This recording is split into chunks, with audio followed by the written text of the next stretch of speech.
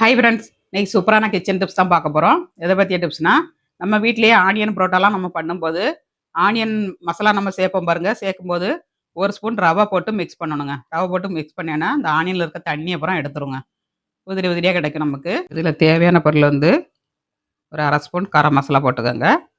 அப்புறமா அரை ஸ்பூன் வரமல்லித்தூள், காரத்துக்கு தகுந்தபடி வரமிளகாத்தூள் போட்டுக்கோங்க. அப்புறமா நம்ம உப்பு ஆட் பண்ணிக்கலாம்.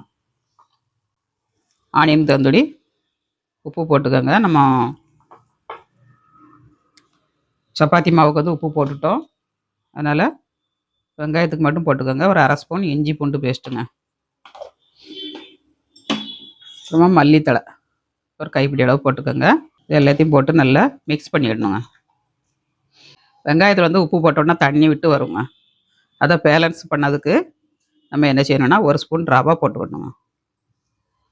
நல்லா மிக்ஸ் பண்ணியாச்சு. ஒரு ஸ்பூன் ரவை போட்டுக்கலாம். ஒரு ஸ்பூன் ரவையை மேலே போடுங்க.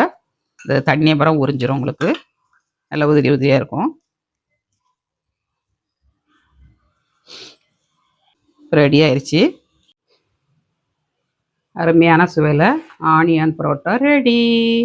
இந்த டிப்ஸை ஃபாலோ பண்ணுங்கள். வீடியோ பிடிச்சிருந்தால் லைக் பண்ணுங்கள். நாளைக்கு இன்னொரு டிப்ஸோடு பார்க்கலாம். பாய்.